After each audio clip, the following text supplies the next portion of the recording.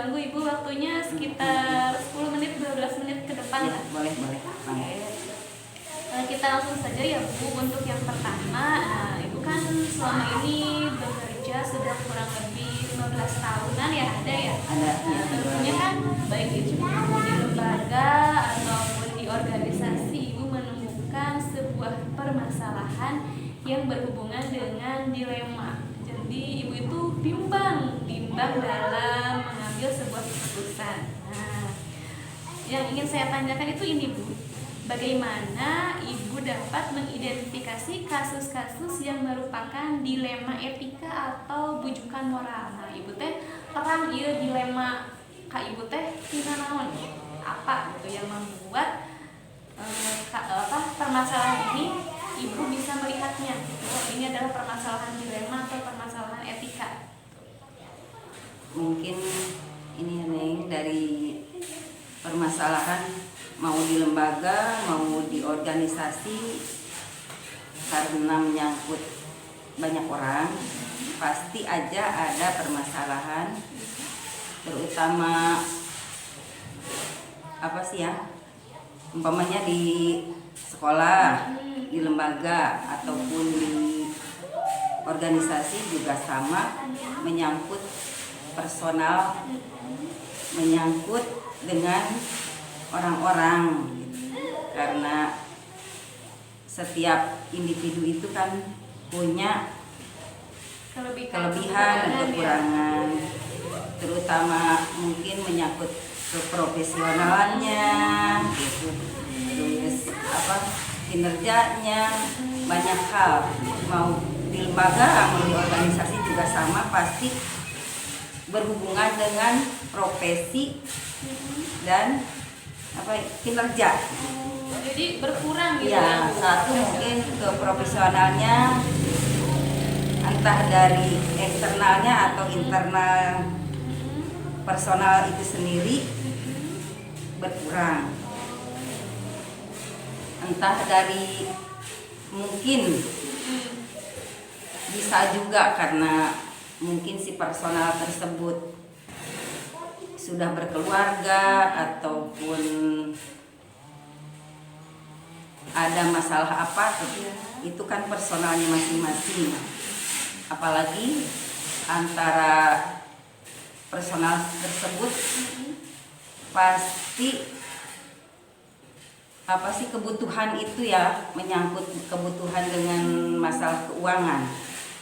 Yang riskan itu pasti masalah keuangan, pasti ya.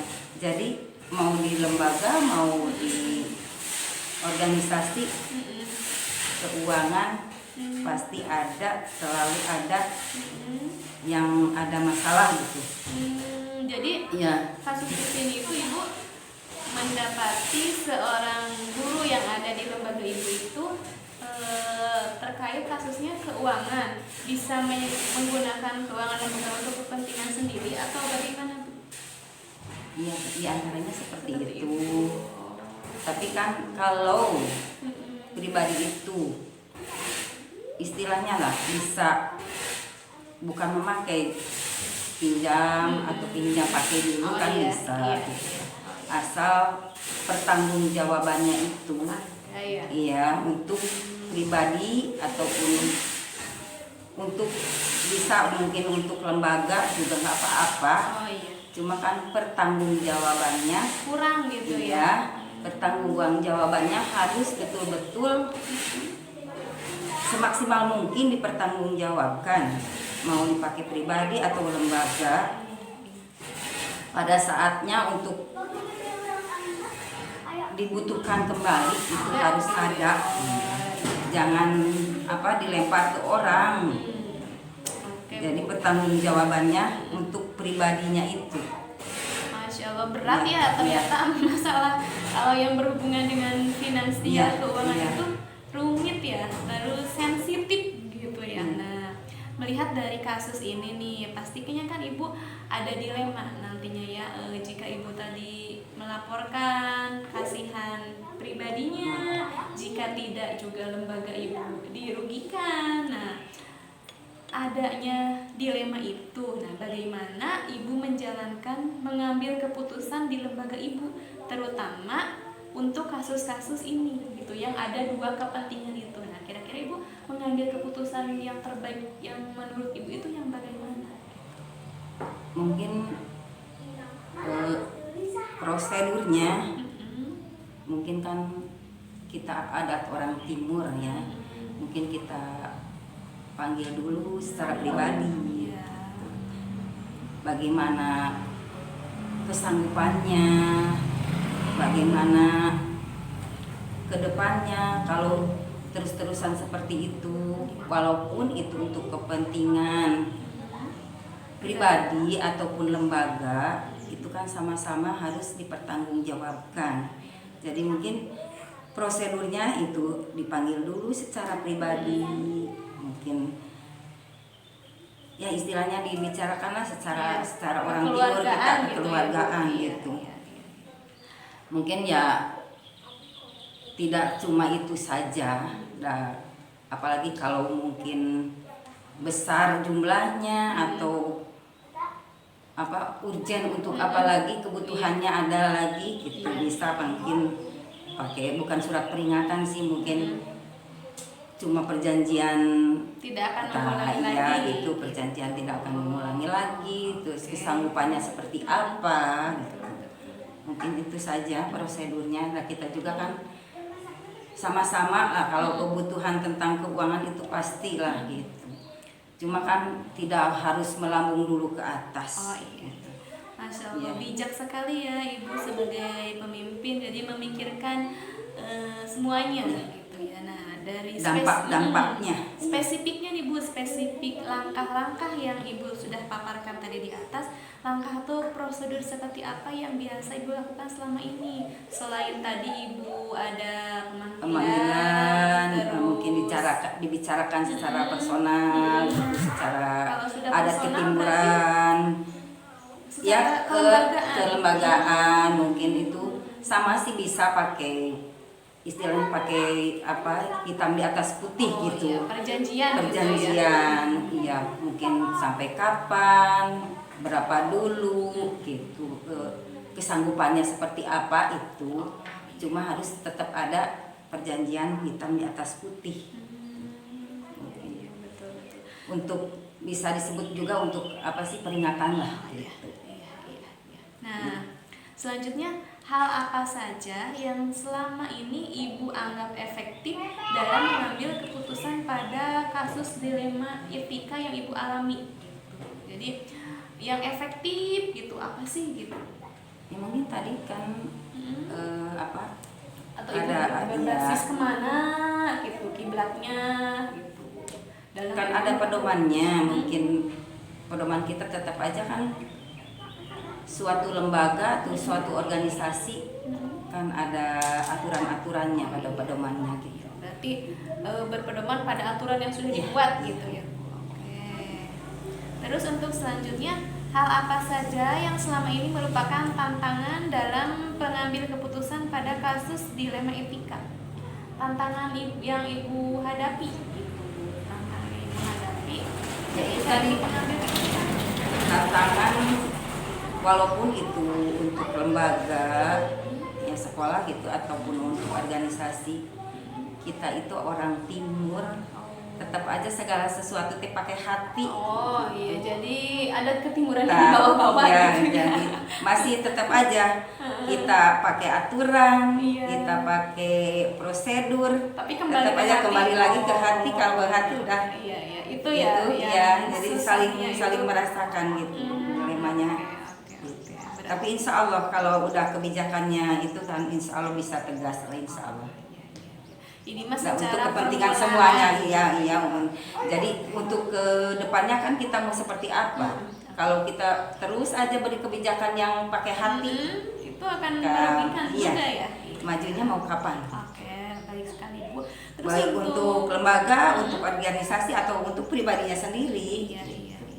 Berarti logikanya nanti mah jalan gitu ya Bu. Untuk perubahan. Ayo untuk perubahan. Terus selanjutnya, apakah ibu memiliki sebuah tata cara atau jadwal tertentu dalam menyelesaikan kasus dilema etika ini? Terus kalau ketika ibu menemui kasus itu gitu ya, apakah ibu langsung menyelesaikan di tempat itu atau ibu tidak? Tapi secara kesimpulan tadi ibu sudah mengurutkan ada waktunya gitu. Berarti ada nggak itu bu jadwal tertentunya? Ada, kan kita ya tadi juga kan kayak kita selalu pakai hati, selalu pakai ada prosedurnya, ada itu juga kan sama manusia, kita juga sama punya perasaan, punya apa-apa. Kalau umpamanya kejadian itu kan di sekolah, di lembaga itu pasti kan banyak orang, di organisasi juga sama. Kadang-kadang kita lagi kumpul, pas ada masalah, masa kita langsung gitu di depan gitu umum ya. Kita kan sama-sama saling menghargai, sama-sama punya hati. Mungkin prosedur apa istilahnya tadi, pakai aturan, tapi kan kita masih tetap pakai etika, pakai adat orang timur gitu, pakai selalu perasaan wanita itu beda.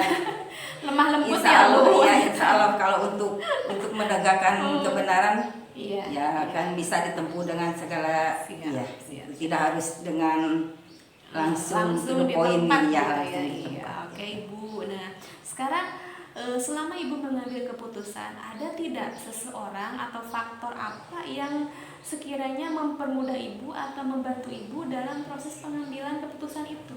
Gitu. Ada nggak faktor yang memudahkan ibu? Gitu. Jadi semacam kayak oh ya saya terbantu dengan ini. Gitu. Ada tidak? Gitu. Siapa yang bisa membantu ibu ketika Insya Allah kalau kita kan sama-sama niatnya untuk berubah, untuk maju, untuk apa sih kedepannya mau seperti apa kan harus dari diri kita dan diri yang istilah bukan kita apa sih menjasi ini teh salah atau gimana, tidak kan tadi juga udah pakai prosedur segala macam gitu, tadi udah kita juga sama-sama apa sih merasakan. Ya insya Allah ada faktor pendukungnya lah. Jadi gitu. siapa tuh yang bisa membantu ibu? Ya mungkin rekan kerja bisa, mungkin kalau di lembaga sama, di organisasi juga sama. Kan ada sama-sama, apalagi kalau yang merasakan bukan kita aja. Kan sama-sama. Bukan berarti kita apa sih ngasih tahu ke orang-orang seperti apa. Kita kan kalau di mana-mana pun lembaga atau organisasi ya kadang-kadang kan benturan mah ada gitu. Tapi kan penyelesaiannya itu tadi udah mengikuti aturan dan mengikuti apa prosedur dengan apa sih dengan perasaan pun tidak ya gitu. Walaupun orang timur itu kan perasaannya ya gimana sih gitu. Terlalu banyak pertimbangan gitu ya. Baik tapi ibu. insya Allah lah.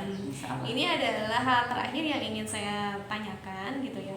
Dari semua hal yang sudah ibu ceritakan, dari semua hal yang udah ibu sampaikan tadi, kira-kira ibu ada nggak ibu bisa memetik pelajaran untuk ibu sendiri sebagai pengalaman memimpin di lembaga dan di organisasi, atau untuk ketika ibu mengambil keputusan yang dilema, terutama dilema etika gitu, dari semua yang sudah ibu ceritakan tadi, pelajaran apa yang bisa diambil?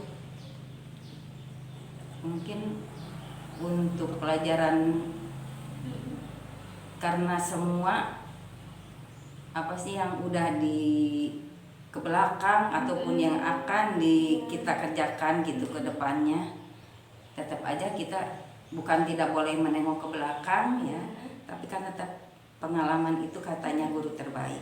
Insya Allah apa yang telah ke belakang gitu mudah-mudahan jadi pembelajaran ke depannya untuk lebih baik lagi, bahwa hal seperti itu harus berubah, harus ada harus ada yang plusnya berani, gitu iya, ya, harus ada yang memulai berani, harus berubah gitu mulai ya. perubahan.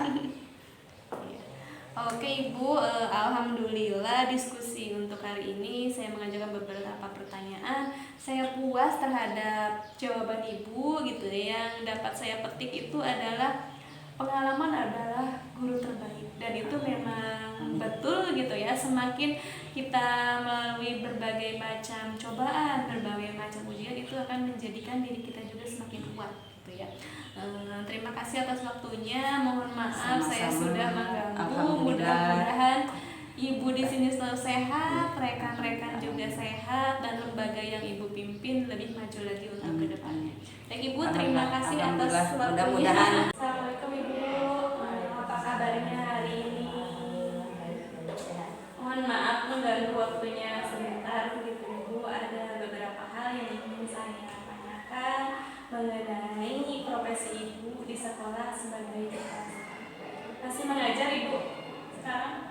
Mengajar, merangkap kepala sekolah, merangkap mengajar lagi. Luar biasa ya, semuanya merangkap bisa. servis. Alhamdulillah. Nah, kira-kira sudah ada 10 tahun Ibu mengajar, menjadi kepala sekolah gitu? Dan kalau menjadi kepala sekolah dari 2009 sampai sekarang. Kalau mengajar dari tahun 2002. Luar biasa ya, semangatnya terus membara gitu. Patut dijadikan panutan dan contoh. Baik Ibu, dalam kesempatan kali ini saya ingin menanyakan apa ya, ketika Ibu menjadi seorang kepala sekolah gitu ya Bu, Ibu pernah tidak mengalami sebuah dilema? Nah, dilema itu ketika Ibu mengambil keputusan berada di dua persimpangan gitu. Tapi di dua persimpangan itu yang satu benar, yang satu lagi juga benar. Nah, itu Ibu berada di tengah-tengah, di mana di sini bersangkutan dengan dilema etika atau dilema moral. Atau Ibu permasalahannya pernah tidak mengalami dilema etika di sekolah Ibu?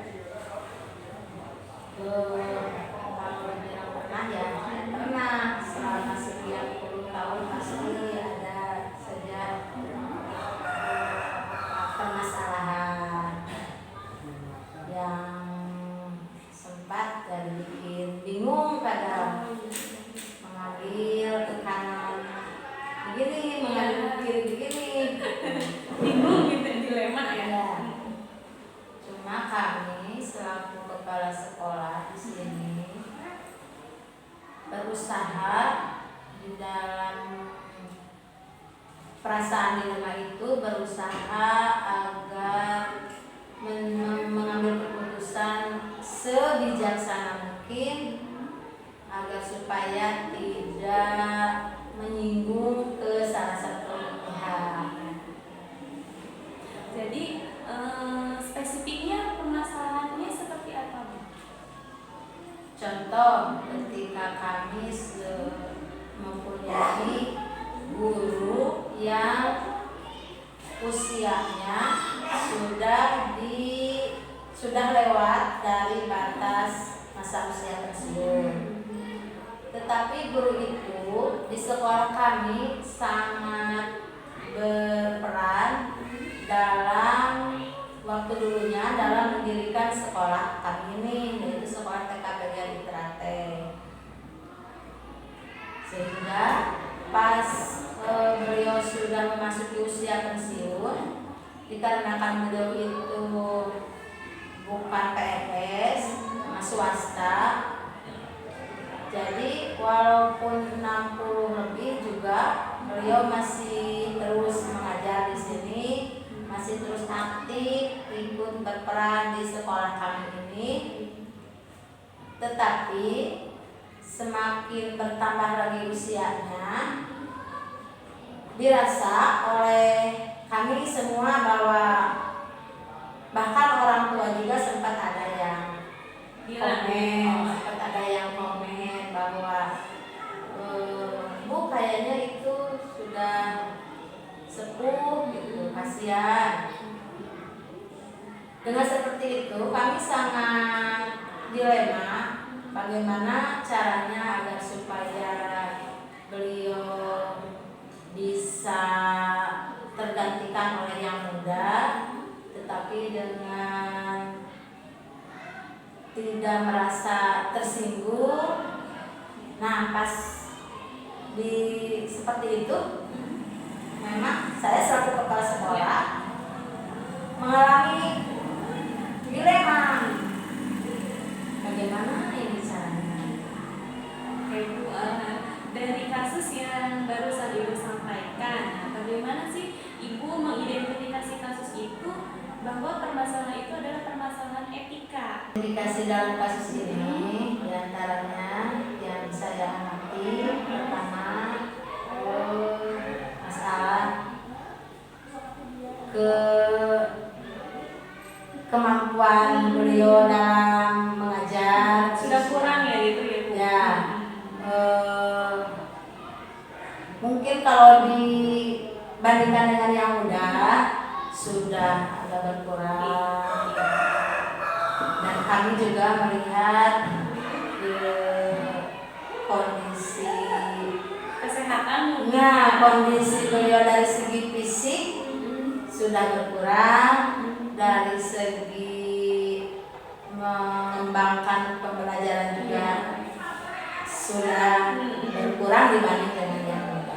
Tapi semangatnya tetap gitu ya? Semangatnya mah luar biasa. Semangatnya masih setiap hari juga masih bisa berangkat ke sekolah, tidak jarang absen, kecuali beliau kalau sakit Baru gitu ya? ya. Mudah-mudahan nanti penggantinya beliau yang bisa seperti beliau berjuangnya. Ya. Baik Bu, untuk selanjutnya, nah menyangkut tadi kasus Ibu sudah bisa mengidentifikasi bahwa itu adalah kasus masuk ke dilema etika. Nah, bagaimana Ibu mengambil keputusan di sekolah Ibu, terutama untuk kasus ini, di mana dalam kasus ini tuh ada dua kepentingan, benar lawan benar gitu ya. Jadi yang saya tangkap tadi itu untuk ke lembaga dampaknya jadi berkurang karena kesehatan dan sistem mengajarnya beliau mungkin sudah lelah gitu ya. Iya, tapi secara ke beliau semangat dan sebagainya gitu. Jadi nah, Ibu bagaimana ketika berada dalam posisi itu untuk mengambil keputusan terbaiknya? Ya. Pada permasalahan ini, kami selaku kepala sekolah di sini mungkin sangat memberatkan ke situasi anak didik. Kalau memang mempunyai guru pembimbing yang sudah, mohon maaf, sebesar-besarnya sudah berkurang masa produktivitas di sekolah kami ini, maka kami mengambil langkah-langkah dengan secara pelan-pelan, dengan secara sebijaksana mungkin. Dari tahun ke tahun kami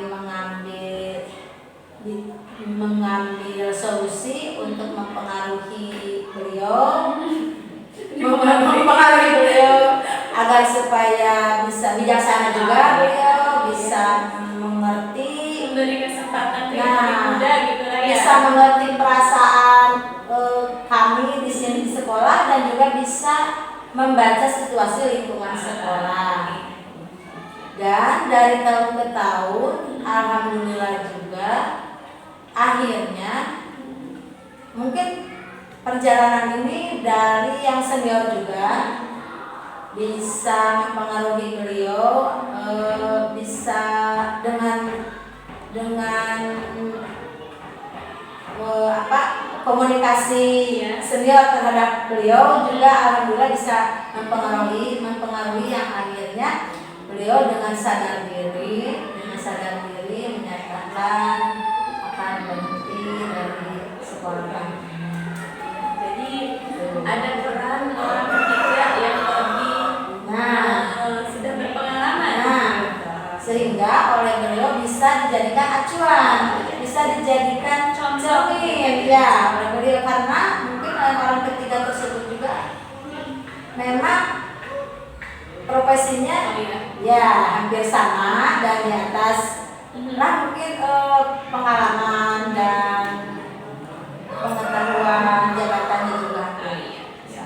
Baik Ibu, dari jawaban Ibu itu sebenarnya sudah plus masuk ke pertanyaan yang ketiga, yaitu mengenai langkah-langkah atau prosedur yang Ibu lakukan. Nah, selain yang Ibu sebutkan barusan mengenai langkah-langkah, ada lagi Ibu langkah yang akan Ibu ambil selama mengambil keputusan terbaik.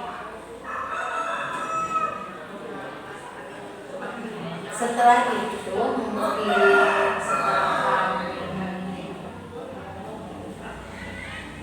bersosialisasi dengan beliau dan juga dengan senior-senior itu, yang akhirnya beliau bisa sadar diri dari tahun ke tahun. Nah, setelah itu kami menyepakati dengan beliau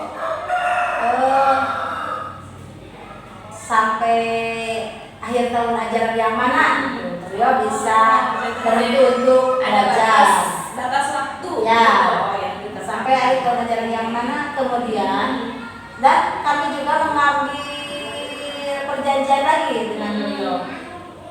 Kalau misalkan sudah ada guru pengganti, beliau siapnya tahun mana nih berhenti dari sekolah. Kalau misalkan belum ada guru pengganti, oleh kami sendiri diusahakan beliau jangan dulu berhenti dari sekolah ini. Itu yang keputusan langkah yang terakhir. Oke, baik Ibu. Saya menangkap tadi ada 3 langkah yang Ibu ambil. Ya. Yang pertama itu memberi pengertian, terus yang kedua lewat orang ketiga, Ya. diantaranya lewat yang sudah senior, terus yang barusan yang ketiga adalah memberikan perjanjian atau deadline sampai berapa nih Ibu siapnya gitu. Nah, dari 3 hal itu ya Bu, mana yang dianggap efektif dalam mengambil keputusan ketika kasus ini? Dari 3 itu yang paling efektif menurut Ibu sehingga memutuskan oh ya saya memutuskan ini. Mungkin yang ketiga, Yang ada perjanjian Ya. dengan batas waktu. Nah. Oh, iya. yang ketiga itu jadi dimusyawarahkan bersama dengan guru penggantinya juga Iya. sudah dimusyawarahkan. Oh, berarti sudah. Ya, sudah sebelum beliau berhenti dari sekolah ini, guru penggantinya juga sudah dimusyawarahkan bersama-sama dengan beliau juga. Sehingga beliau juga sempat memberikan dorongan motivasi kepada guru yang baru agar menitipkan sekolah ini agar bisa bekerja di sekolah ini dengan senang-senang. Mungkin keselamatan yang mudah harus Lebih lagi lebih semangat lagi melaksanakannya.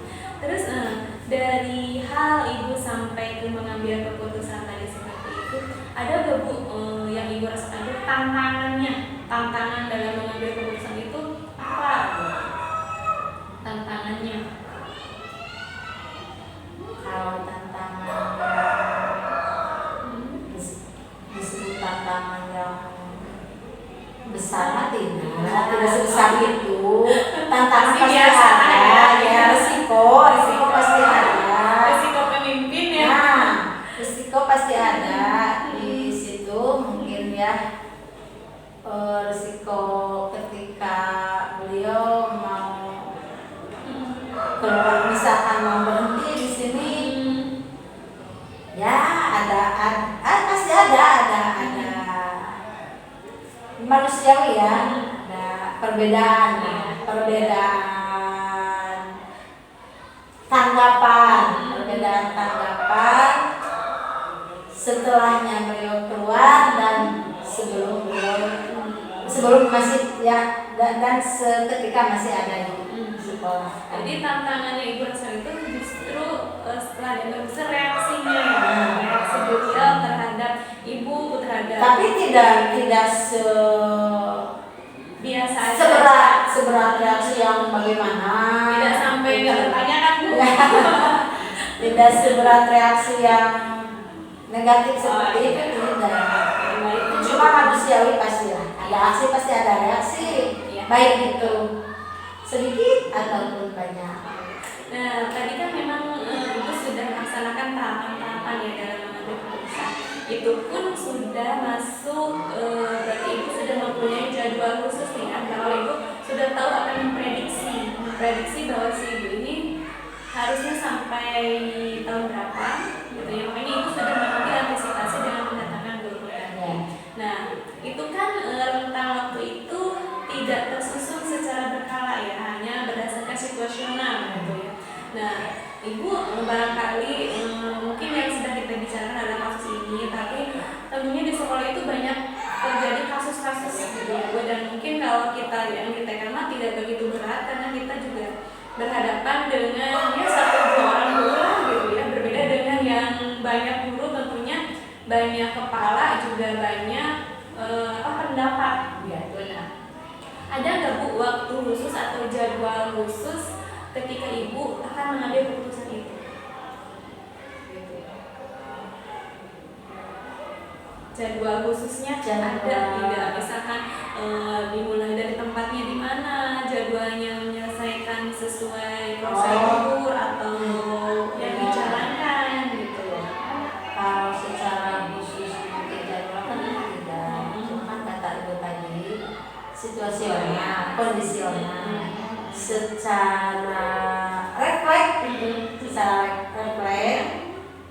dan disesuaikan dengan kondisi dan situasi bisa terlaksana. Kami memutuskan seperti itu. Jadi tidak ada jadwal khusus untuk memutuskan yang terakhir akan seperti bagaimana, tidak. Cuma pada waktu itu ya sesuai dengan kondisi dan situasi saja.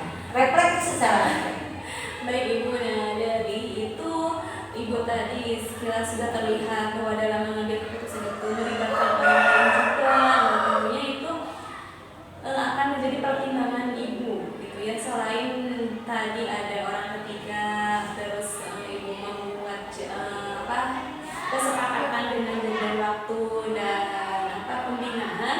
Ada nggak Bu hal lain atau seseorang yang mempermudah Ibu dalam mengambil keputusan? Jadi kayaknya Ibu teh nggak bingung sendiri gitu. Ada yang menasihati Ibu, nanti ini loh kalau keputusan ini baiknya ini, buruknya ini gitu. Ada tidak Bu yang mempermudah di situ? Itu sangat berpengaruh banget, sangat berpengaruh itu dari komite. Komite sekolah ya. Kami bisa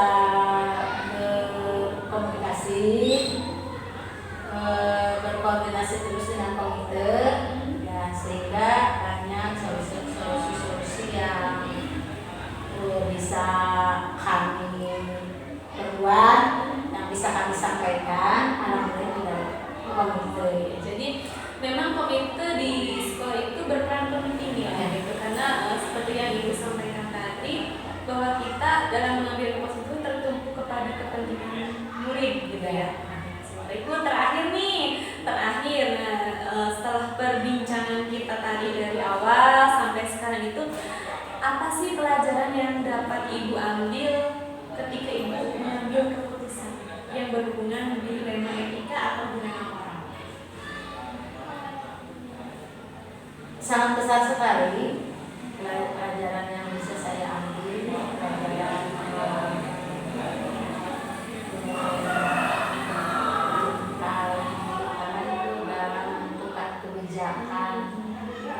pendewasaan untuk mengambil keputusan itu sangat menjadi pengalaman yang berarti bagi kami dalam masalah yang seperti ini. Sangat besar sekali ini pengalaman bagi kami. Mudah-mudahan dengan adanya keputusan yang kami ambil menjadikan acuan untuk kedepannya, sehingga mudah-mudahan tidak ada permasalahan lagi. Tapi yang namanya berinteraksi antara sesama manusia itu baik itu di lembaga ataupun di luar lembaga pasti selalu ada. Cuma di situ